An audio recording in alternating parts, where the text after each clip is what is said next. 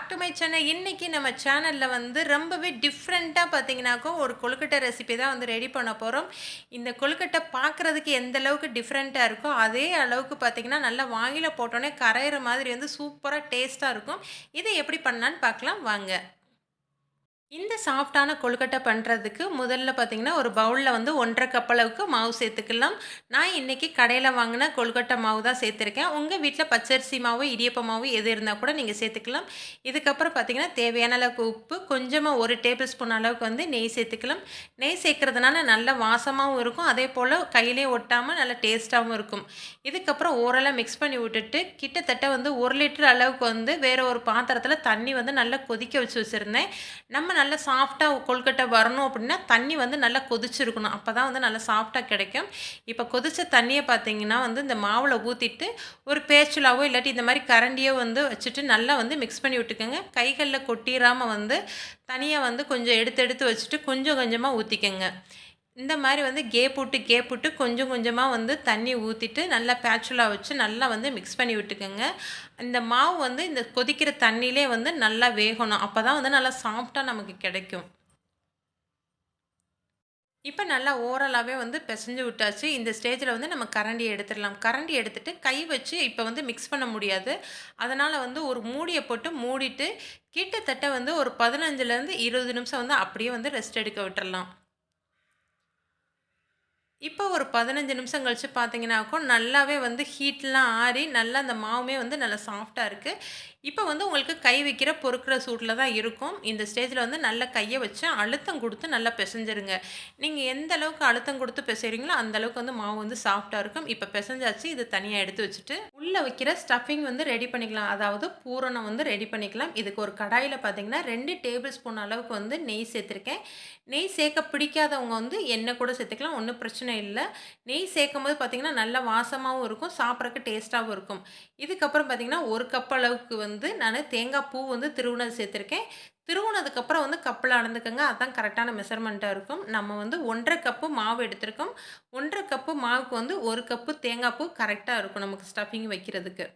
நம்ம தேங்காவோட அந்த பச்சை வாசனமும், அதேபோல அந்த தண்ணி இஞ்சுற அளவுக்கு நல்லா மீடியம் சிம்லயே வச்சுட்டு நல்லா வதக்கி விட்டுக்கலாம். இந்த அளவுக்கு வதங்குனதுக்கப்புறம் பார்த்தீங்கன்னா, நானு 1 கப் அளவுக்கு நான் துருவி வச்சிருந்த அந்த வெல்லம் சேர்த்துருக்கேன். நம்ம 1 1/2 கப்பு நம்ம மாவு எடுத்திருக்கோம். 1 1/2 கப்பு மாவுக்கு 1 கப்பு தேங்காய் பூ, 1 கப்பு வெல்லம் கண்டிப்பா சேர்க்கணும். அப்பதான் கரெக்ட்டான இனிப்பா இருக்கும். ரொம்ப அதிகமா இனிப்பு இருந்தாலும் திகட்டுற மாதிரி இருக்கும். கம்மியா இருந்தாலும் உங்களுக்கு டேஸ்ட் அந்த அளவுக்கு நல்லா இருக்காது. அதனால பார்த்தீங்கன்னா, 1 கப்பு வெல்லம் சேர்த்துக்கங்க. வெல்லத்துக்கு பதிலா நீங்க நாட்டு சர்க்கரை கூட சேர்த்துக்கலாம் தாராளமா. அதுவுமே டேஸ்ட்டா தான் இருக்கும். இதுக்கப்புறம் பார்த்தீங்கன்னாக்கும், ஏலக்காய் 1 டேபிள் ஸ்பூன் அளவுக்கு சேர்த்துட்டு நல்லா மிக்ஸ் பண்ணி விட்டுருங்க. அந்த வெல்லம் நல்லா அந்த தேங்காவோட நல்லா மிக்ஸ் ஆகணும். இப்ப நல்லாவே மிக்ஸ் ஆகி வந்துருச்சு. இந்த ஸ்டேஜ்ல ஸ்டவ்வ ஆஃப் பண்ணிட்டு நல்லா ஆற வச்சிரலாம் பூரணத்த. இப்ப கொழுக்கட்டை எப்படி செய்யலான்னு பார்க்கலாம். இதுக்காக பார்த்தீங்கன்னா, வாழை இலை எடுத்து வச்சிருக்கேன். அதுக்கப்புறம் நம்ம ரெடி பண்ணி வச்சிருக்க மாவுலருந்து கொஞ்சமா ஒரு உருண்டை எடுத்துட்டு, நல்லா கையில பெசஞ்சு விட்டு உருண்டையா உருட்டிக்கங்க. அதுக்கப்புறம் இந்த வாழை இலையில வச்சுட்டு, இந்த மாரி கையிலேயே தட்டி விட்டுக்கங்க. வாழை இலையில லைட்டா எண்ணெய் தேய்ச்சுக்கங்க. அப்பதான் உங்களுக்கு ஒட்டாம வரும். ஆக்சுவலா நம்ம நெய் சேர்த்துருக்கனால கையில கூட ஒட்டாது. இருந்தாலும் ஒரு சேஃப்டிக்காக நீங்க எண்ணெய் தடவி வச்சுக்கங்க. அதுக்கப்புறம் இந்த மாரி ரவுண்ட் ஷேப்ல தட்டி விட்டுட்டு, இதில உங்களுக்கு எந்த அளவுக்கு தேவையோ அந்த அளவுக்கு ஸ்டஃபிங் உள்ள வச்சுருங்க. உள்ள வச்சுட்டு நான் மடக்குற மாதிரி ஃபுல்லா ஹோல மடக்கி விடலாம். இந்த மாரி உள்ளங்கையில எடுத்து வச்சுட்டு ஒவ்வொரு ஸ்டேஜா நல்லா மடக்கி விட்டுருங்க. இப்ப இத நம்ம ரவுண்ட் அதாவது ரவுண்ட் ஷேப் பால் மாரி உருட்ட போறோம். அதனால சேஃப் எதுவும் பண்ண போறதில்ல. அதனால எந்தெந்த இடத்துல கேப்லாம் இருக்கோ அதெல்லாம் ஃபில் பண்ணிட்டு, நல்லா கையில வச்சு நல்லா உருண்ட மாரி உருட்டிக்கலாம். நல்லா கையில அழுத்தம் குடுத்து உருட்டிக்கங்க. அப்பதான் உங்களுக்கு விரிவடாம இருக்கும்.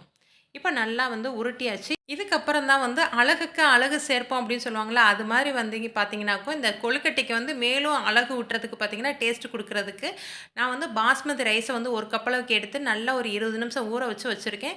தண்ணியெல்லாம் ரிமூவ் பண்ணிட்டு, இந்த வாழை இலையில இந்த மாரி சேர்த்துறலாம்.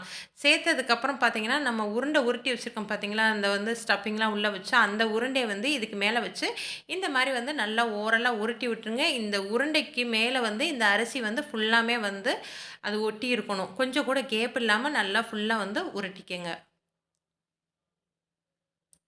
எண்ணெய் எதுவும் அப்ளை பண்ண வேணாம். அப்படியே டைரக்ட்டா உருட்டுனாவே நல்லா ஒட்டிக்கிறோம். இப்போ இது ஃபுல்லாத்தையுமே வந்து ரெடி பண்ணி வச்சதுக்கப்புறம் வந்து இட்லி பாத்திரத்தில தண்ணி ஊத்தி வச்சு, அதுக்கு மேல வந்து இடியப்ப தட்டில வந்து நான் ரெடி பண்ணி வச்சிருக்க எல்லாத்தையுமே வச்சுட்டு, ஒரு 15 நிமிஷம் மட்டும் வேக விட்டு எடுத்துக்கலாம். இப்ப 15 நிமிஷம் ஆயிருச்சு.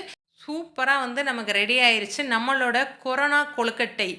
என்னடா கொரோனான்னு சொல்றேன்னு நெனைச்சிராதீங்க. அது வந்து கொரோனாவுடைய வைரஸ் மாதிரியே இருக்கிறதுனால, இதுக்கோட பேர் பார்த்தீங்கன்னா, கொரோனா கொழுக்கட்டை அப்படின்னு வச்சாச்சு. இந்த கொரோனா கொழுக்கட்டைய செஞ்சு பார்த்துட்டு எப்படி இருக்கு அப்படின்னு மறக்காம கமெண்ட்ல சொல்லுங்க. ஓகே ஃபிரெண்ட்ஸ், நெக்ஸ்ட் ஒரு வீடியோல பார்க்கலாம். Okay bye.